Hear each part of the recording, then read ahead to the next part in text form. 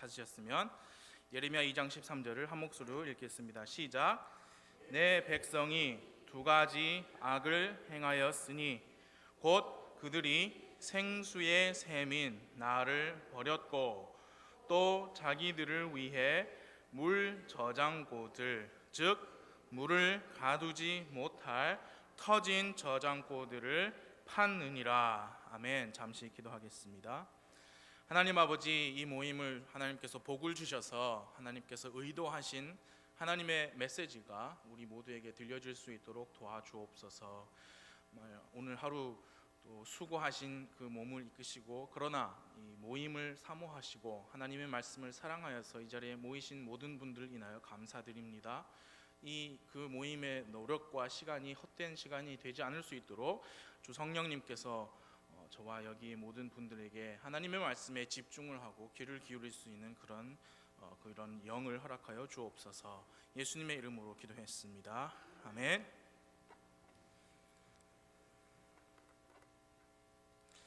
이스라엘이 있는 그 팔레스타인 지역이라고 하죠. 그 지역은 우물이 아주 귀한 지역이었습니다. 사람들과 또 가축들이 살기 위해서 필수적인 것이 우물이었습니다. 우물. 갈릴리 바다나 요르단강 근처에 사는 사람이 아니면 민물이죠. 짜지 않은 민물, 프레시 워터를 얻기 위해서 우물을 팠어야만 했어요. 그래서 우리는 성경에 우물이 자주 등장하는 것을 볼 수 있습니다. 그리고 영적인 비유로도 지금 읽은 생수의 샘이다, 마르지 않는 샘이다, 이런 표현들을 우리가 자주 읽을 수가 있습니다. 여기서 이 13절에 생수의 샘이라고 표현한 것은 하나님께서 직접 하신 말씀입니다. 이 예레미야서 2장 말씀인데요, 이 예레미야 대언자가 활동했던 곳이 북왕국과 남왕국으로 갈라진 후에 남왕국이었어요. 유다였습니다. 유다. 그리고 바로 이 예레미야서 2장 지금 이 순간에 북왕국 이스라엘은 지도에서 사라진 상태입니다. 아시리아 제국에 흡수된 후예요. 여러분 성경을 가지고 계시면 그 뒤에 막 컬러로 지도가 많이 있죠. 그 지도 중에 아시리아 제국이라는 지도가 있는데 거기에 보시면 아시리아 왕국이 엄청 큰데 예루살렘이 있는데 조그맣게 동그라미 하나 남아 있어요. 그게 유다 왕국입니다. 그 유다만 남아 있을 때 이 예레미야 선지자가 사역을 하였습니다. 작은 동그라미만 남겨졌어요. 그래서 유다 사람들은 북왕국 이스라엘이 없어진 것을 당연히 알고 있었겠죠. 하나님께 불순종하고 우상을 섬긴 결과가 어떻게 될 것이라는 것을 그들은 직접 두 눈으로 목격했었을 겁니다. 그러면 우리가 생각하기에 북왕국 이스라엘이 그렇게 우상 숭배해가지고 나라가 없어졌다면 남쪽에 있는 유다 사람들이 우리가 제대로 해야겠다, 정신 차려야지, 우리가 정신 못 차리고 우상 숭배하면 우리도 북왕국처럼 될 것 아니냐, 우리 생각하기에 유다 사람들이 그렇게 좀 정신을 차렸을 것이다 라고 기대가 되는데 정신 못 차렸습니다. 하나님께서 이 예레미야 대언자를 부르신 그때의 왕이 누구였냐면요, 그 유다의 왕이 요시야라는 왕이었어요. 예레미야서 1장 2절에 보니까 요시야가 통치한 지 13년째에 하나님께서 예레미야를 부르셨습니다. 근데 이 요시야 왕은 하나님을 따랐던 선정을 베푸는 그런 왕이었어요. 요시야 왕의 아버지가 아몬인데 아몬 왕, 그 할아버지 므낫세 왕 둘 다 하나님을 따르지 않고 우상을 따랐던 그런 사악한 왕들이었는데 이 요시야는 하나님을 따랐습니다. 역대기하 34장에 보니까 요시야가 왕이 됐을 때 몇 살이었느냐면 8살이었어요. 8살. 그리고 예루살렘에서 31년을 통치했다고 성경이 기록되어 있습니다. 그런데 역대기하 34장 3절에 보니까요, 요시야 왕이 자기가 통치한 지 제8년에 다윗의 하나님을 구하기 시작했다 그랬어요. 그래서 신학자들은 그것을 가리켜서 요시야 왕의 개혁이다 그렇게 명명을 했습니다. 왜냐하면 선대왕, 2명의 선대왕이 다 우상을 숭배했는데 자기는 그것을 다 뒤집어 엎어가지고 하나님을 섬기게 했다. 그래서 개혁이다라고 신학자들이 그렇게 말을 했습니다. 요시야가 8살에 왕이 되었고 통치 제8년에 개혁을 했으니까 몇 살이었습니까? 16살이었어요. 16세의 청소년이에요. 요즘 말로 16세의 청소년도 하나님이냐 우상이냐를 선택할 때 하나님을 선택할 수 있습니다.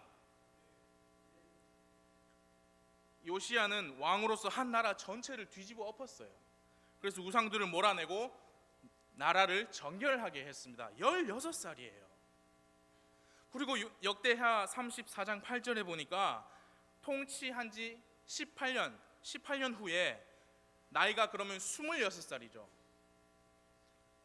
성전을 보수하라고 명령을 합니다. 요시야 왕이.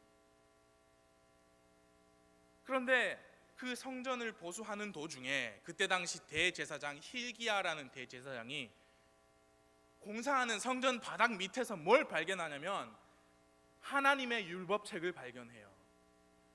구약 성경이죠. 요시야 왕이 그 말을 듣고 옷을 찢으면서 분노했습니다. 왜냐? 자기 조상들이 이 하나님의 율법의 책을 종이 조각처럼 간수하고 공사장에 건축 현장에 어떤 쓰레기처럼 그렇게 방치했다는 사실이 너무 화가 나가지고 옷을 찢어버립니다. 그래서 유다 전국의 장로들을 부르고요, 예루살렘에 있는 모든 사람들을 그 성전으로 불러가지고 요시야 왕이 그 발견된 하나님의 율법책을 낭독을 해줍니다. 그래서 언약을 맺습니다. 이제는 우리가 이 책의 내용대로 살리라. 그게 26살입니다. 그럼 청년이지요. 그래서 그 나라에 하나님의 경배가 회복되게 됩니다. 청소년 여러분, 그리고 청년 여러분, 그리고 우리 교회에 또 결혼하신 2세대 여러분, 지금 우리가 마지막 때를 살고 있습니다. 예수님께서 더디 오시면 바로 여러분들이 이 교회를 통해서 주님을 섬겨야 되고 주님의 사역을 감당해야 되는 그런 사람들이에요. 목사님과 집사님들께서 앞으로 정말 오랜 기간 동안 교회를 이끌어 주시고 섬겨 주시면 그보다 더할 나위가 없겠지요. 그런데 만일 주님이 더디 오시면 다음 세대들이 일어나서 그 바통을 이어받아야 됩니다. 우리 부모님 세대들이 지금까지 어렵고 힘든 시대를 살아오시면서 그래도 이 말씀으로 힘을 얻으셨어요. 그래도 이 여기에서 기쁨을 얻으시고 주님의 몸된 교회를 통해 하나님을 섬겨 오셨습니다. 인기, 대세에 타협하지 않으시고 바른 믿음, 바른 교리를 고수해 오셨습니다. 이제는 뭐까지 주셨냐면 바른 성경도 우리에게 주셨어요. 주님이 더디 오시면 청소년 여러분, 청년 여러분, 이 일어나서 그 신앙을 이어받고 주님 오실 때까지 그것을 고수하고 보존하셔야 합니다. 요시야는 왕이었으니까 그렇게 할 수 있었죠. 왕의 권력이 있어서 그렇게 할 수 있었습니까? 왜냐하면 요시야의 아버지랑 할아버지도 왕이었거든요. 그런데 그들은 우상을 섬겼습니다. 요시야가 그렇게 유다 역사상에 하나님을 섬긴 마지막 왕이 될 수 있었던 것은 그의 신분이 아니라 그의 마음 때문이었어요. 그의 신앙 때문이었습니다. 요시야는 아버지랑 할아버지와는 다른 마음, 다른 신앙을 가지고 있었습니다. 그러면 이제 2세 여러분, 그리고 저에게 질문이 있죠. 그러면 우리는 기꺼이 일어나서 우리에게 물려주시는 신앙을 이어받고 고수하겠다는 그런 마음이 있느냐 그 말입니다. 마음을 다해 그 신앙을 지키겠다는 결단이 있느냐 그 얘기예요. 아니면 태어나서 그래왔던 것처럼 그냥 교회를 다니시기만 할 겁니까? 주님께서 언제 다시 오실지는 모르지만 이 마지막 때에 하나님을 향한 뜨거운 마음을 가지시길 바랍니다. 뜨거운 마음, 하나님과 하나님의 교회와 하나님의 말씀을 향한 뜨거운 마음을 가지시기 바랍니다. 하나님의 말씀이 이런 공사장 바닥에서 나온 걸 보고 옷을 찢으면서 분노했던 요시야의 마음을 가지기 바랍니다. 그때 요시야가 26살이었어요. 우리는 이 귀한 책을 향하여 그런 뜨거운 마음이 있느냐 하는 겁니다. 우리 부모님 세대들은 어쩔 수 없었잖아요. 없었으니까 개역 성경 쓰시면서 우리 목사님의 리더십을 통해서 이 성경이 있다, 우리는 이제 이 성경을 쓴다 했을 때 우리 부모님 세대들이 얼마나 그 마음이 뜨거워졌겠습니까? 그런데 우리 이 세대들은, 어린 사람들은 그래? 다른 성경인가 보다. 그렇게 처음에는 그럴 수 있어도 이제는 그렇게 하면 안 돼요. 예수님이 언제 오실지 모르잖아. 더디 오시면 우리 이거 고수해야 됩니다.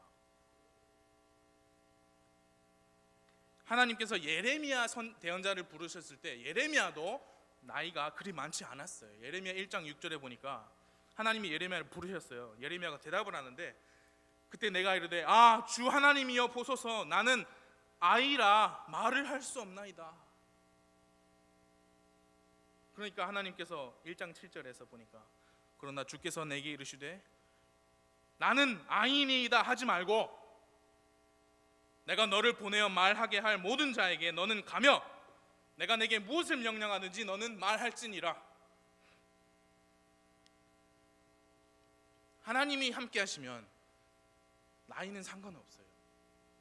그러면 이제 우리 여기 계신 우리 어린 분들, 나는 나이가 어리니까 내 나이에 하나님을 섬길 수 있는 거는 교회만 잘 나오면 되는 거야, 그렇게 생각할 수 있어요. 왜냐하면 나는 힘도 없고 돈도 없고 내 나이에 내가 제일 잘할 수 있는 거는 교회만 열심히 나오면 되는 거야. 여러분, 절대 그렇지 않습니다. 마음을 들여야 합니다. 똑같이 여기 앉아 계셔도 마음들이 다릅니다.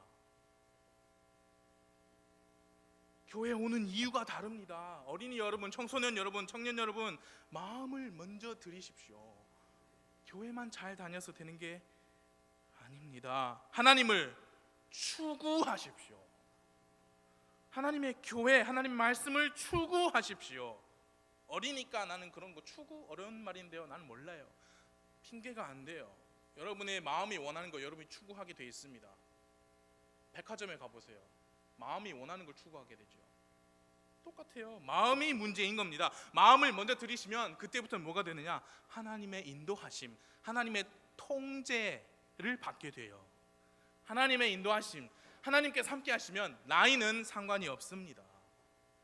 제가 여기에 서서 말씀을 선포할 수 있는 것도 하나님께서 세워주셨으니까 가능한 겁니다, 여러분. 그렇기 때문에 여러분도 들으시는 거고요. 35살이면요 한국 정서상 매우 어린 나이입니다. 그리고 제가 원래 말을 잘하는 사람도 아니고 많이 하는 사람도 아닙니다. 그러나 하나님께서 저를 부르셨고 여기에 세우셨고 저에게 할 말을 주셨어요. 그걸 여러분도 인정하시고 제 말을 듣고 계시는 겁니다. 하나님이 같이 계시니까요. 여러분, 저기 의정부의 임마누엘 침례교회에 학생 사역하던 이일의 목사가 있습니다.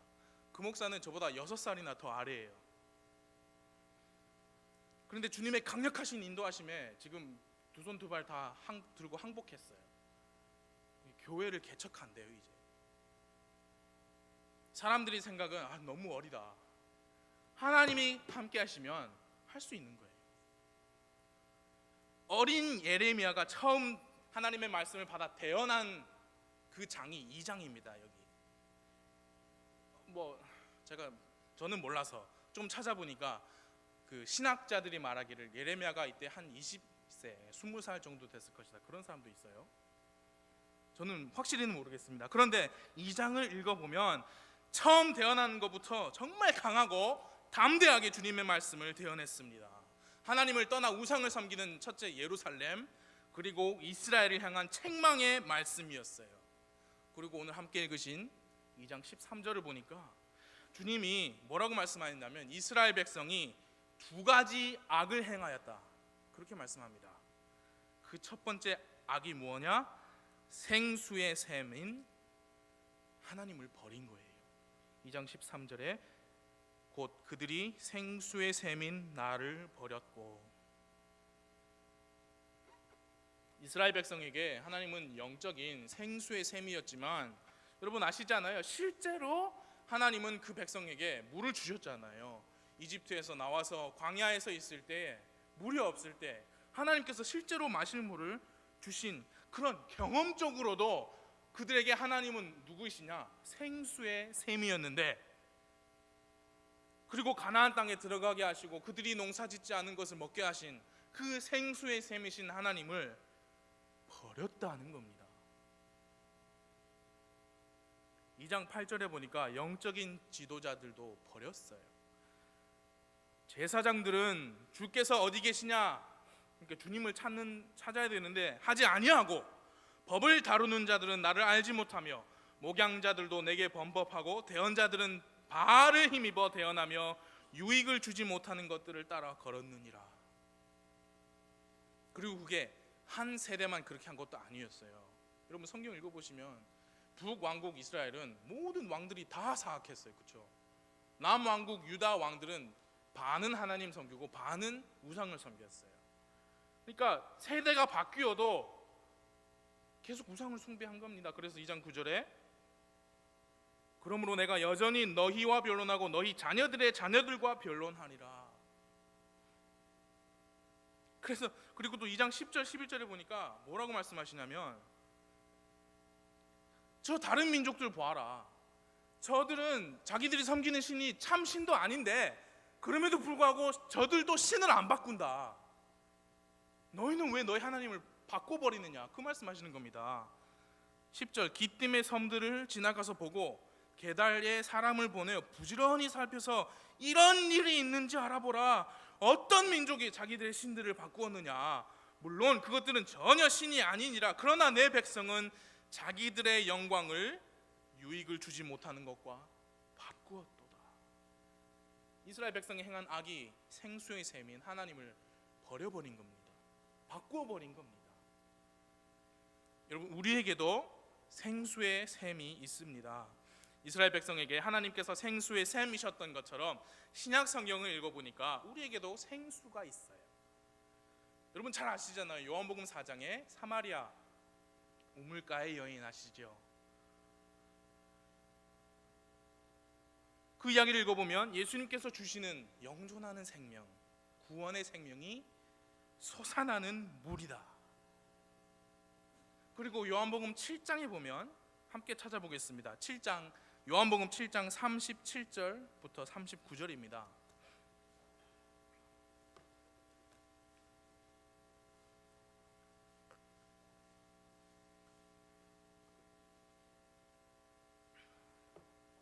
요한복음 7장 37, 38, 39 39절을 같이 읽겠습니다. 37절부터 제가 읽을게요.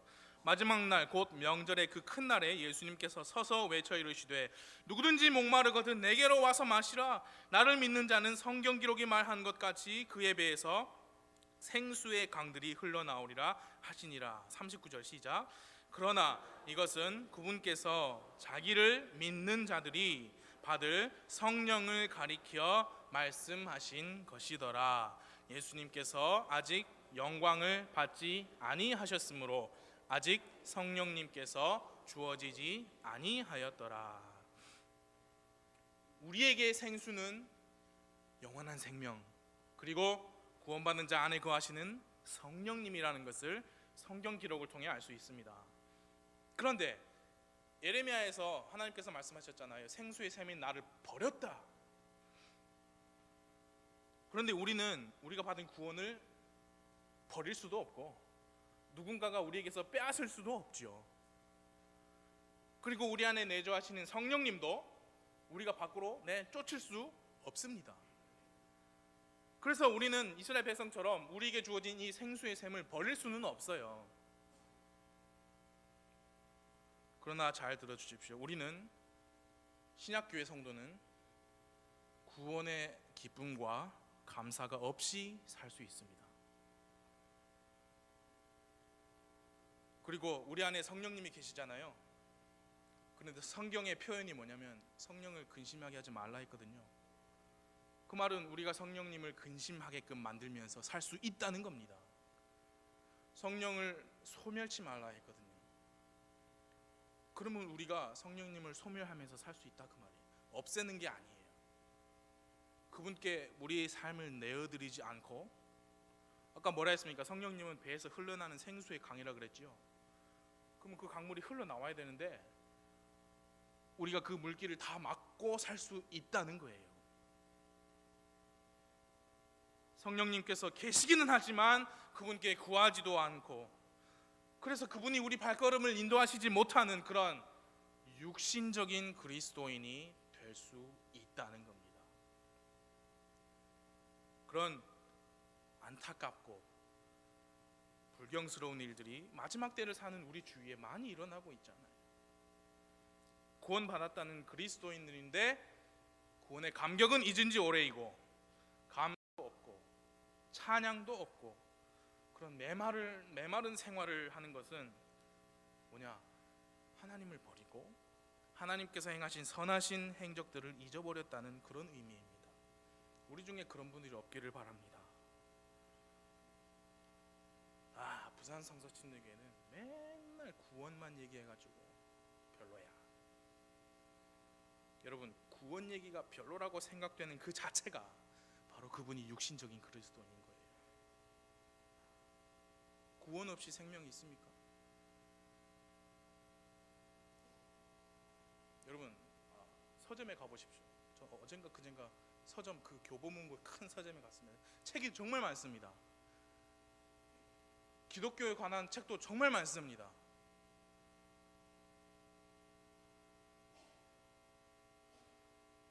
만 권, 2만 권 있으면 무슨 소용입니까?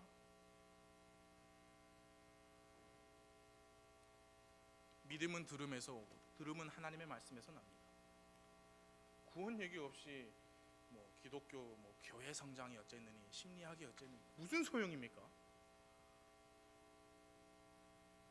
우리 안에 거하시는 성령님을 가리켜서 생수의 강이라고 말씀하셨습니다.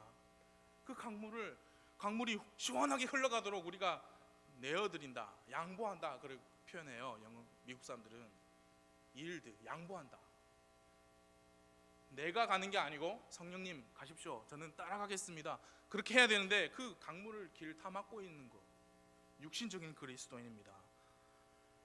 우리가 이스라엘 백성이 생수의 샘을 버린 것처럼 구원을 이룰 수도 없고 성령님을 이룰 수도 없지만 육신적인 그리스도인이 되지 않게 경계해야 되고 조심해야 합니다.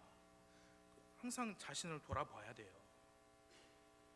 이스라엘 백성은 생수의 샘이신 하나님을 버리는 악을 저질렀습니다. 그리고 두 가지 악이라고 그랬죠.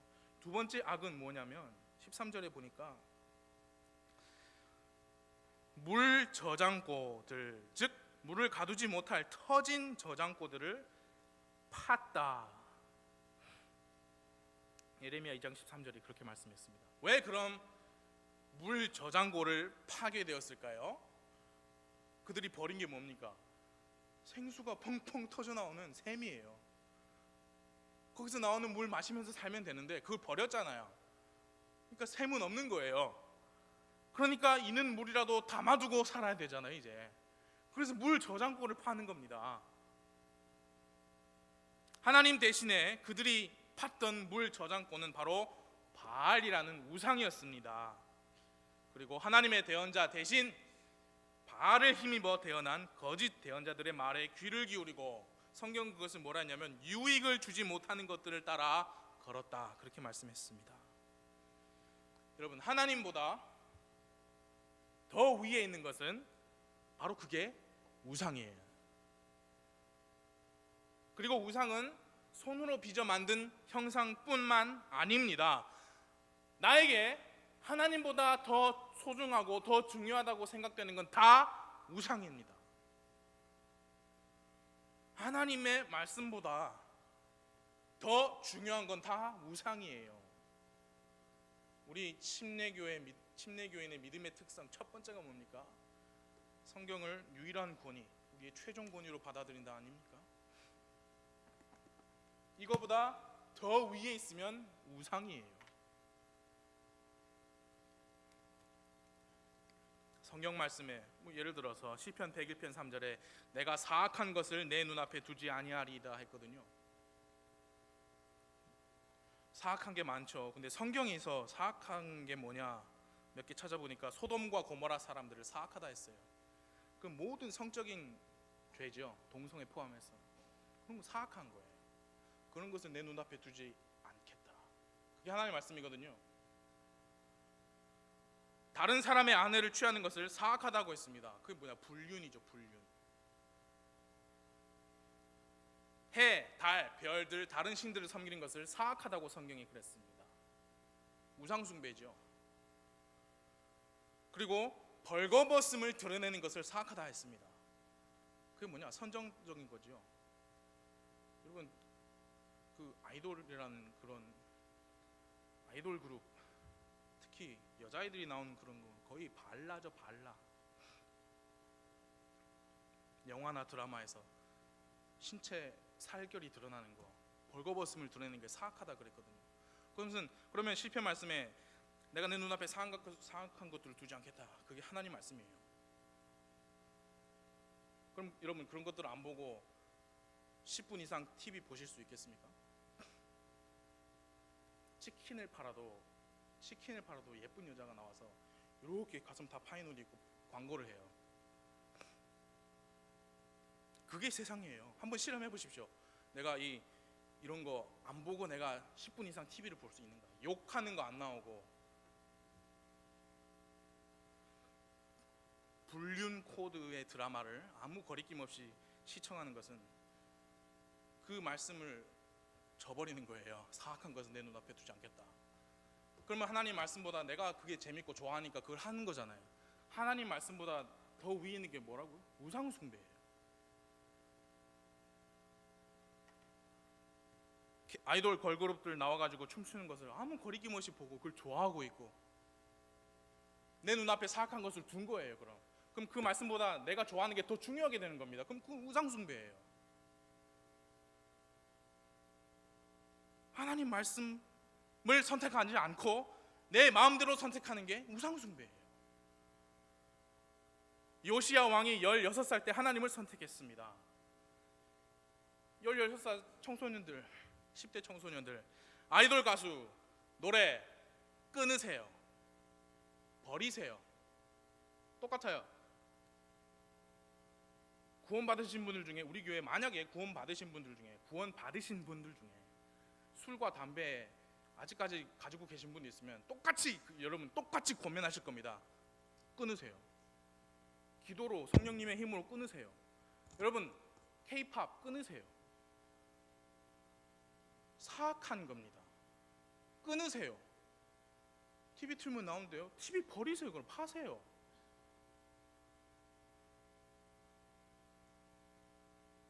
사악한 겁니다. 우상숭배입니다. 주일에 하나님께 경배드리고 주중에 바알신 섬기는 거랑 똑같아요. 주일날 교회 와서 하나님께 찬양하고 집에 가는 길 차 안에서 이어폰 꽂고 K-팝 듣는 거 우상숭배예요. 성경이 뭐라 그랬냐면 2장 8절도 그렇고 2장 11절도 그렇고 유익을 주지 못하는 것들을 따라 걸었다. 유익될 거 하나도 없습니다. 여러분 그거 보느라 사람들 죽어나가잖아요. 하나님을 내리고 그 위에 올려놓는 건 모두 다 우상이에요. 하나님 말씀보다 더 중요한 것은 나에게 있어서 하나님 말씀보다 더 중요하다고 생각되는 건 다 우상입니다. 여러분 사람들을 더 많이 모으기 위해서 하나님의 말씀을 저버리고 여자 목사를 세우고 여자 집사를 세우는 거 우상 숭배입니다.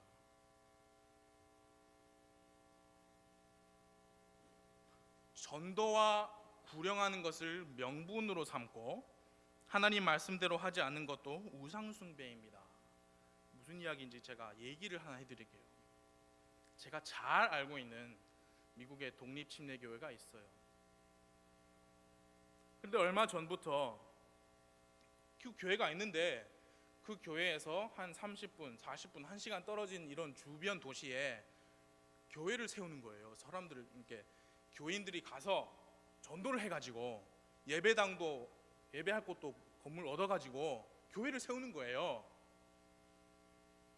그래서 저는 당연히 그걸 보고 교회를 개척하는가 보다 그렇게 생각했죠. 그런데 그게 아니고 주중에 평일에 원래 있던 그 교회에 부목사들이 있잖아요. 사역자들이 주중에 거기 가서 사람들 모아서 예배를 드리고 주일에는 다시 돌아오는 거예요. 예배 없고. 그렇게 제가 아는 것만 한 3곳 돼요. 그걸 뭐라고 부르냐면 나중에 깜짝 놀랐습니다. 캠퍼스라고 부릅니다. 캠퍼스. 예를 들어 이런 거죠. 우리 부산 성서침례교회는 안락동에 있어요. 근데 우리가 주중에 막 가가지고 기장에 막 전도 열심히 해가지고 기장에 예배 초소 빌려가지고 하나 세우고, 너무 영도 너무 머니까 영도에도 하나 세우고 반송에도 하나 세우고, 그걸 부산 성서침례교회 기장 캠퍼스, 반송 캠퍼스, 영도 캠퍼스, 그거랑 똑같잖아요. 그게 뭐 누가 그렇게 하고 있어요? 한국에 뭐 그런 거 여의도 순복음교회 무슨 분당지부, 일산지부, 그 지역 교회가 아니라 지교회 그러고 있더라고요, 목사님. 그 독립침례교회가. 그런데 그 모든 절차와 과정과 결과물은 전도와 구령이라는 명목 하에 정당화되고 있어요. 그리고 그 교회 사람들은 좋다고 하면서 그 리더십을 따라서 그 일들을 하는데 열심히 내고 있어요. 여러분, 성경은요 독립 지역 교회를 가르치고 있습니다. 그렇게 이 교회가 다른 교회에 종속되고서야 그게 교단이 아니고 무엇이란 말입니까? 하나님의 말씀대로 하지 않는 것은, 모든 것은 우상숭배예요. 하늘과 땅은 없어져도 내 말들은 없어지지 아니하리라. 마태복음 24장 35절인가요? 그걸 무시하고 버젓이 없음 하는 성경을 들고 있는 것은 우상숭배예요. 그건 또 신성모독입니다. 마태복음에서는 내 말들은 없어지지 아니하리라 하나님께서 그러셨는데, 사도행전 8장에 가면 없음 있으면 하나님이 거짓말한 거잖아요. 하나님이 거짓말한 거잖아요. 그럼 신성모독이죠. 하나님은 한 입으로 두 말 하시는 분이 아니죠. 여자 집사를 세워야 더 많은 사람들을 주님께로, 교회로 인도할 수 있습니다. 개역 성경을 써야 더 많은 사람들이 교회 왔을 때 거부감 없이 주님께로, 교회로 더해질 수 있습니다. 교회들이 모여가지고 조직을 해가지고 힘을 합쳐야, 교세를 확장해야 주님을 위해 더 큰 일 할 수 있습니다. 여러분, 막 드럼도 치고 기타도 치고 전자기타도 치고 크리스찬 락을 해야지 젊은이들을 주님께로 인도할 수 있습니다. 넥타이 풀고 양복 벗고 좀 청바지 입고 설교도 하고, 바지, 반바지, 핫팬츠, 미니스커트까지 다 가리지 말고 용납을 해야 더 많은 사람들을 주님께로 인도할 수 있습니다. 하나같이 말하는 이유가 뭐냐면 주님을 위해서 한다고 해요. 주님을 위해서. 근데 그 실상은 뭐냐면 2장 13절을 자세히 보십시오. 실상이 드러나 있어요. 예레미야 2장 13절에 내 백성이 두 가지 악을 행하였으니 곧 그들이 생수의 샘인 나를 버렸고 또 누구를 위해? 자기들을 위해 물 저장고들, 즉 물을 가두지 못할 터진 저장고들을 파느니라. 하나님을 버리고 바알을 선택한 이유가 뭡니까? 자기들을 위해 그렇게 한 겁니다.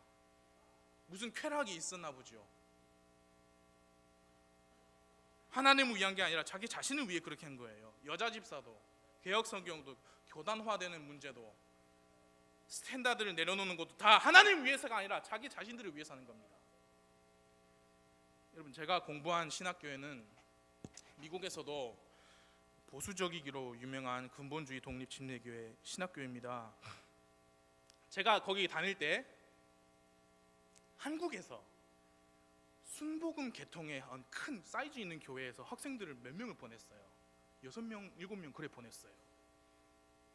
그때 당시 한국 학생 다 합쳐봤자 12명, 13명 그랬거든요. 되게 많이 보낸 거죠.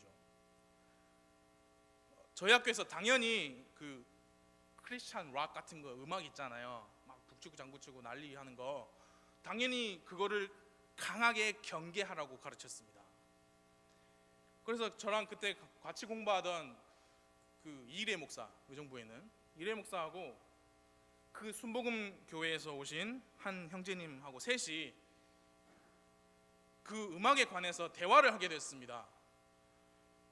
구체적인 내용이 뭐였냐면, 하나님 찬양한다고 하는 노래에 반주에 드럼이 막 이렇게 시끄럽게 들어가 있는 게 과연 우리가 할 수 있느냐. 그렇게 여러분, 드럼이라는 것 악기 자체가요, 선율 화음을 내는 악기가 아니라 리듬, 비트죠, 비트.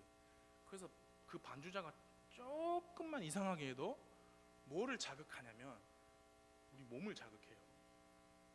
아주 육신적인 그런 음악을 내도록 사용되는 게 드럼입니다. 그래서 제가 그랬어요. 드럼이 들어간 거는 아무리 뭐 하나님, 예수님 들어가도 그건 아닌 것 같다. 우리 육신이 즐거워하는 거니까 가요나 뭘 다를 게 있느냐. 근데 이일의 목사가 동의를 하더라고요. 그래서 저도 이제 안 들 겁니다. 근데 그때 그 순복음교회에서 오신 그 형제님이 이렇게 말을 해요. 저도 교수님이 말씀하신 거 들었는데, 그리고 기도해 봤습니다. 그런데 드럼이 꼭 나쁜 것만은 아니라고 하나님께서 저에게 평안을 주셨어요. 그래서 저는 계속 들을 거예요. 그렇게 하시더라고요. 여러분, 그게 뭡니까? 자기를 위해 하는 거잖아요.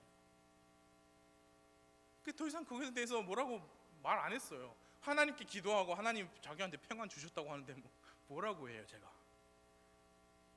그분이요, 정말 마음씨가 착하시고 정말 좋은 분이었어요. 정말 법 없이도 살 수 있는 그런 분 있잖아요. 그런데 이 성경에 관해서 믿음과 스탠다드가 확실히 많이 달랐어요. 최근에 어떤 아는 사람의 그 페이스북 페이지를 통해서 그분을 근황을 알게 됐는데, 미국에서 목사님 되었어요. 한국 교회도 아니고 미국 교회 목사님 되었어요. 근데 침례교회는 아닌, 통일감리교, 유나이티드 메토디스트, 통일감리교회에 대해서 제가 잘은 모르지만 경험이 있거든요. 통일감리교회는 이미 오래전부터 누구나 다 웰컴, 동성애자들 웰컴. 우리 그 목사는 보자 하니까 여자가 나오더라고요. 그런데요, 왜 이런 일들이 일어납니까? 왜 그런 사건을 대하게 됩니까? 왜 이스라엘은 생수의 샘이신 하나님을 버리고 자기들을 위해 물 탱크를 팠나요? 그것도 물을 가두지도 못하는 구멍난 물 탱크를 왜 팠습니까? 예레미야 2장 18절에 똑같은 질문이 있어요. 2장 18절에 한번 보십시오. 똑같은 질문이죠. 이제 무슨 까닭으로 네가 이집트의 길로 가서 시홀의 물을 마시려 하느냐? 혹은 무슨 까닭으로 네가 아시리아의 길로 가서 그 강의 물을 마시려 하느냐? 도대체 왜 그러느냐? 왜 생수의 샘인 나를 버렸느냐? 그리고 그 답이 바로 다음 절에 있습니다. 2장 19절을 한 목소리로 읽어보겠습니다. 시작. 내 자신의 사악함이 너를 바로잡고 내 타락함이, 그런즉 내가 주 내 하나님을 버린 것과 내 속에 나를 두려워함이 없는 것이 악한 일이요 쓰라린 일인 줄 알고 주의하라. 주 만군의 하나님이 말하노라. 왜 그랬습니까? 하나님을 두려워함이 없었기 때문입니다. 하나님을 두려워하지 않았기 때문이에요.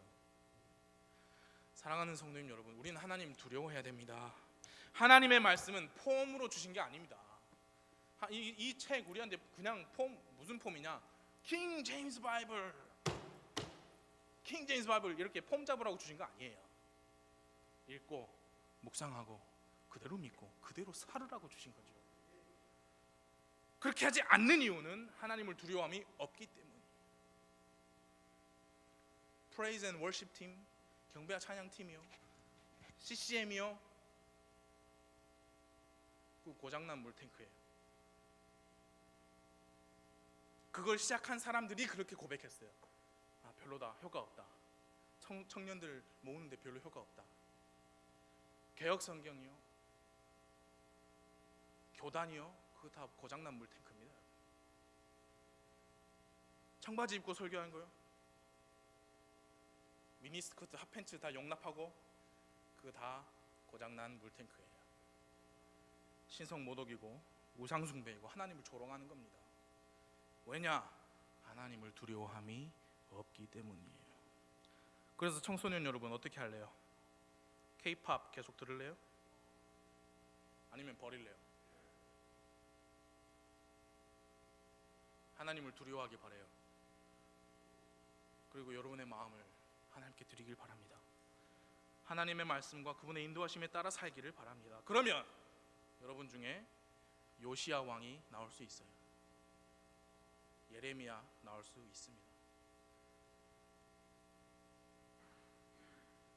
주님 더디 오시면 여러분 중에 제2의 제3의 김용 목사님, 김명수 집사님, 김양복 집사님 나올 수 있어요.